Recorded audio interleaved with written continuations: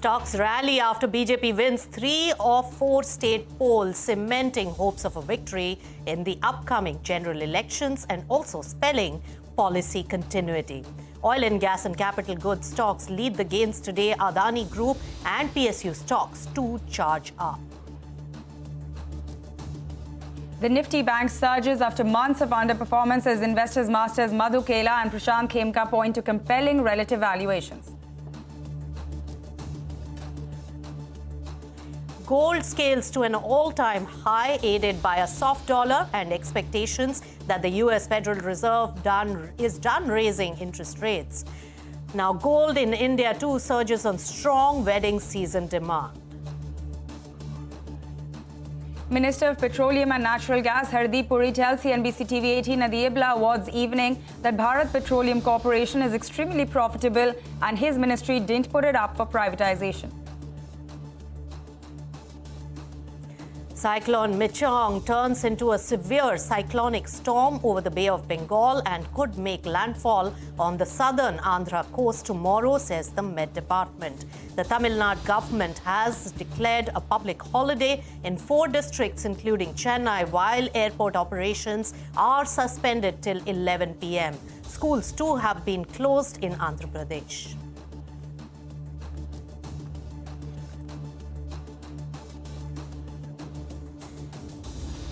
Hello and welcome. You've joined us on Business Lunch. I'm Nisha Poddar, and with me as always is Pavitra Parekh, and we are calling it a Super Monday today. Yeah. Look at it, all guns blazing as far as markets are concerned. And yes, there is good news coming in. In fact, the elections that we were all glued at, that has given a clear mandate for probably the union elections, and that's what is spurring up the market today. Let's take a look at the Nifty at the moment, 20,587, not too far away from the record highs that it had touched today after a clear mandate coming in what is called a preview to the union elections. So it's cheers all around, and also GDP that came in last week above expectations, that has also been baked in and has given a cheer to the market. Overall, 1.5% up on Sensex as well as Nifty. Sensex gaining over 1,000 points in trade. When do you see such pretty picture charts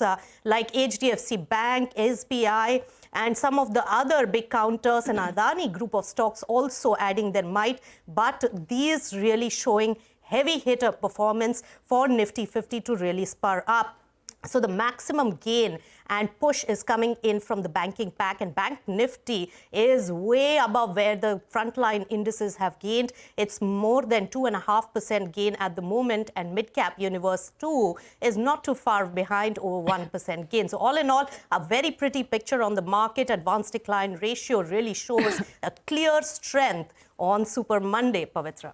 Oh, absolutely. Whichever way you want to look at this market, it's looking very solid. Even from the opening levels, it's gone and put on so much. You were talking about the banks, which has been a bit of the underperforming pack in, the months leading up till now. But today, you're seeing a 1,200-point kind of rally, on the Nifty bank. So it's looking very solid. The entire PSU basket is on fire. So just take a look at some of those stocks. They'll be up on your screen, and you can see the usual, Coal India, NTPC, PFC, REC, just completely off the charts today. You have all of the PSU bank stocks also, which are doing very well.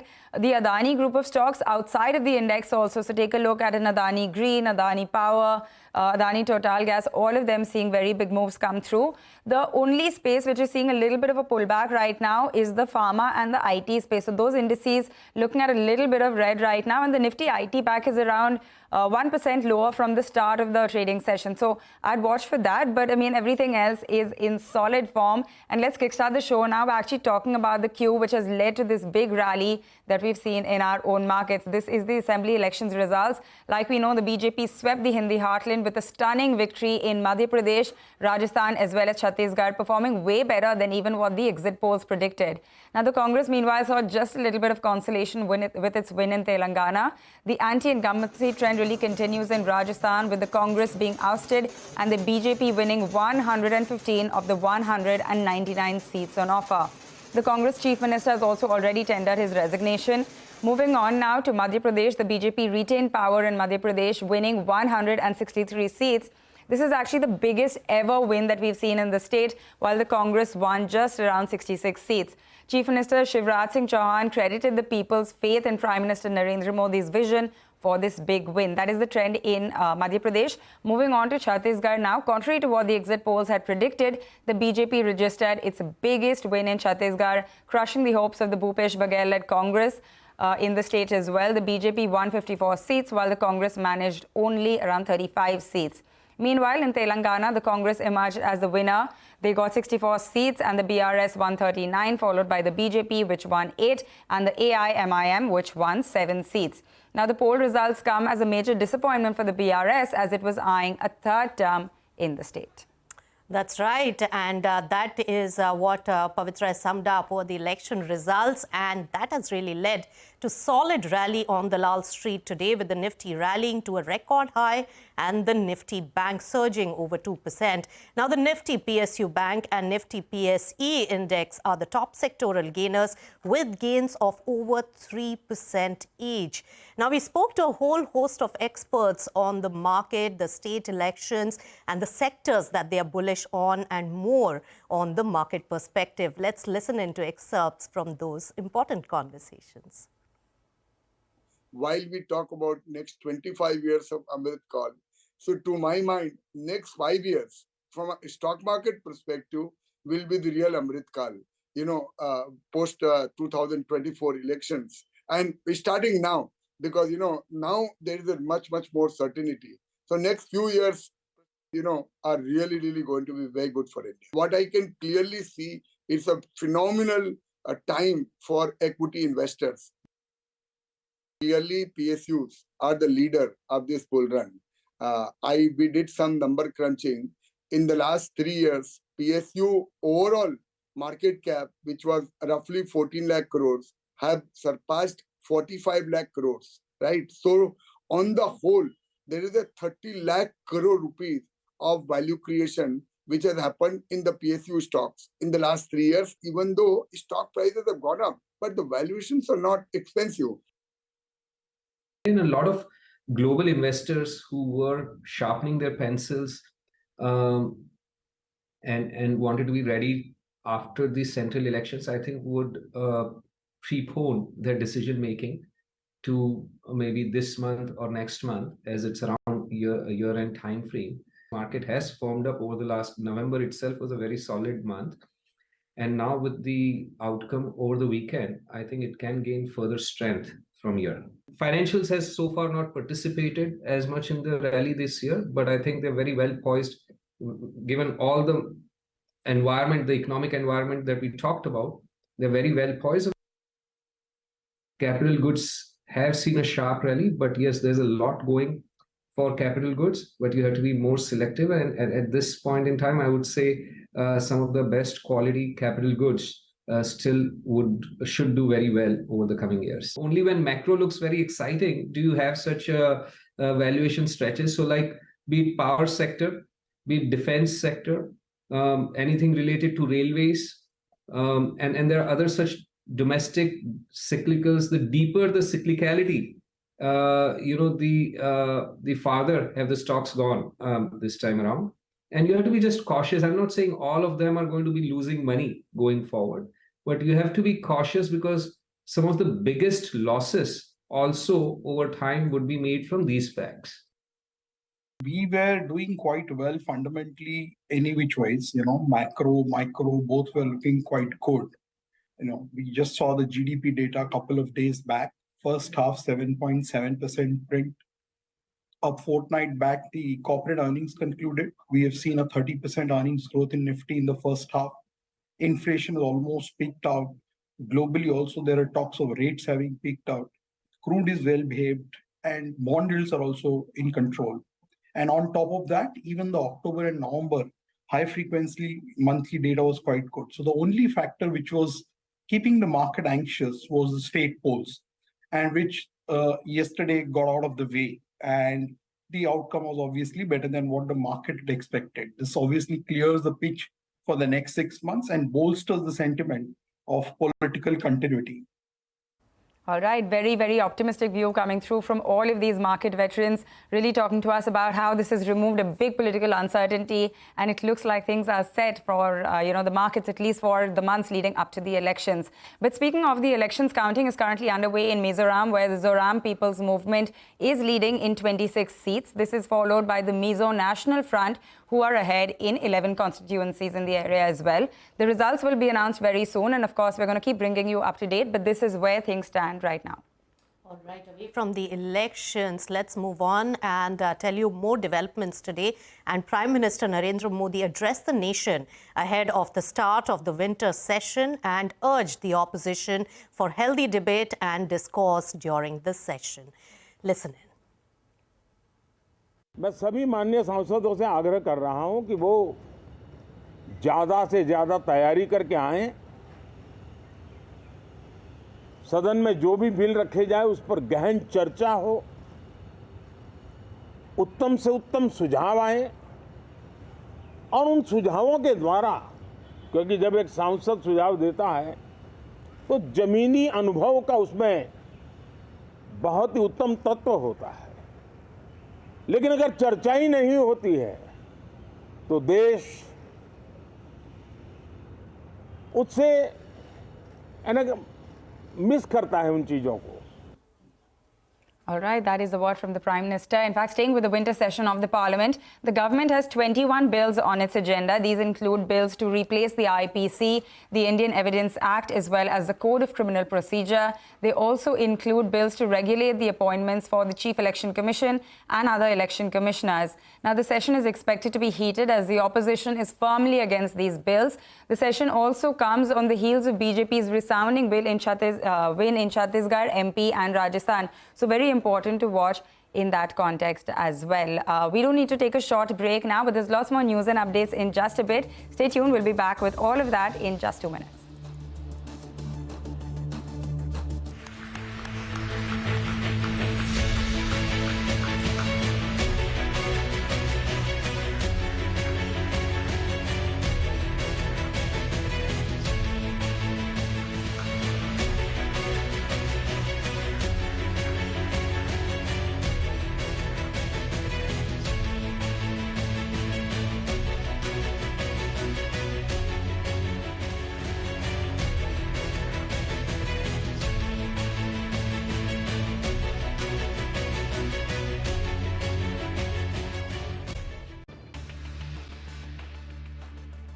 Welcome back. Let's bring you an important word now. Speaking at the CNBC-TV18 India Business Leader Awards held over the weekend, Commerce Minister Piyush Goyal spoke about the electric vehicle revolution in the country and how it could really strengthen the economy and attract foreign investment from players like Tesla. So here are some of the highlights of what he had to say.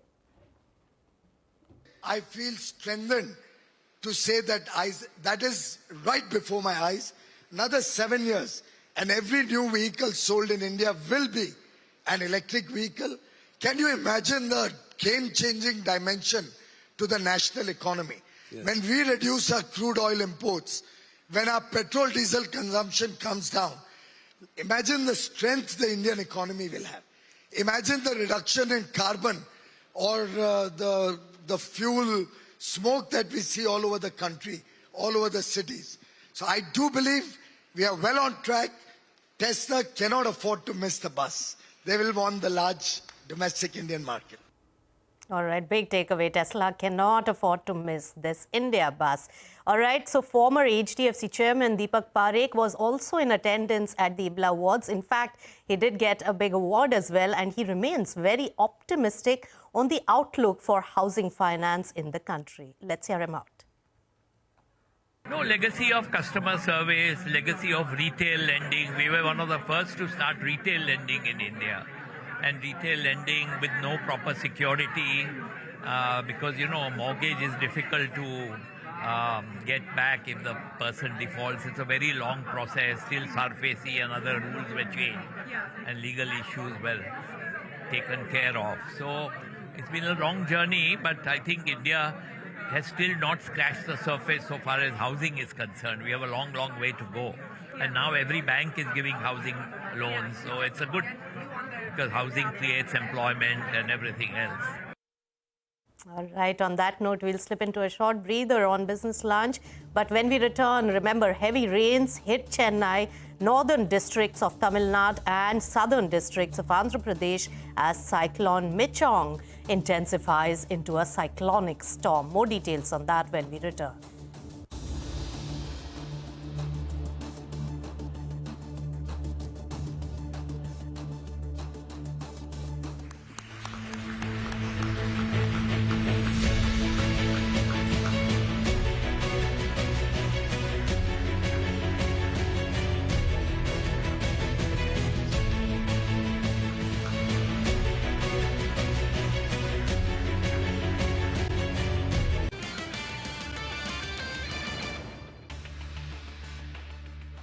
Welcome back. You're watching Business Lunch and looking at the markets. Nifty 50 is back at the record levels, maintains that, and a lot of spur has really come in from the banking counters where Bank Nifty has spurred further. HDFC Bank is one of the biggest contributors. Soon after that, at ICICI Bank. But one spot of bother for the overall euphoric market is the consumption stock. So on my screens, Titan, Britannia, Marico, Nestle India, and the list goes on. Those are the counters which are still in the red and have not gained as much, maybe because consumption has not shown as much growth as we saw in the GDP numbers. Let's take you through some of the domestic developments for the day, and a somber news really coming in. 2 Air Force pilots have been killed after their trainer aircraft crashed during a training at Air Force Academy in Telangana today. And the Indian Air Force has said that the instructor and 1 cadet succumbed to their fatal injuries and have launched a probe into the incident. All right, some more news now, and this is on the weather situation. Heavy rains lash coastal districts of Tamil Nadu, Andhra Pradesh and Odisha as a severe cyclonic storm, Cyclone Michong, that is forming over the Bay of Bengal and is expected to make a landfall soon. The Met Department has issued a red alert. The Tamil Nadu government has declared a public holiday in some districts, while schools have been shut in Andhra Pradesh today as well. In fact, 18 NDRF teams have also been put on standby for this. Meanwhile, operations at Chennai's airport have been suspended till 11 p.m. today because the situation begins to look quite grim right now. In fact, we have CNN News 18's Purnima Murli who joins us with this report from Chennai. Entire city is inundated. In fact, the main roads in KK Nagar, Ashok Nagar, West Mamdam, T Nagar, all of them are inundated. 14 subways are completely submerged. This is one of the main roads in Ashok Nagar, and you can see that this entire stretch is inundated. Children are in fact coming here trying to enjoy the rains, even as Chennai is bracing for the cyclone. Remember, the next 24 hours, as per the Met predictions, the city will witness heavy to very heavy rainfall in Chennai, Kanchipuram, Chengalpattu and Tiruvallur districts, and in fact this is something that the Met Department has predicted. And even as preparations are underway, you can see children here trying to enjoy these rains, some of them trying to swim through these through the rainwater. The Tamil Nadu government has asked people to stay indoors, not venture out. Public holiday declared by the government, but you can see here how Chennai is bracing for cyclone. There are students who are stepping out, trying to swim, trying to play in this rainwater, but the entire city has come to a standstill. It's inundated. The main roads are also completely waterlogged, and it is going to take some time for the situation to come to normalcy. Currently, the situation continues to remain grim, and this entire stretch is inundated. West Mamdam, T Nagar residents have been complaining of water entering their homes, specifically those who are staying on the ground floor of the apartment complex. They have complained of waterlogging. There are no power cuts in most parts of Chennai because the government and the corporation officials want to ensure that no untoward incident takes place. All right, our colleague Purnima there braving that heavy rain and storm, getting us the report. With that, completely out of time on this edition of Business Lunch. Thanks so much for tuning in.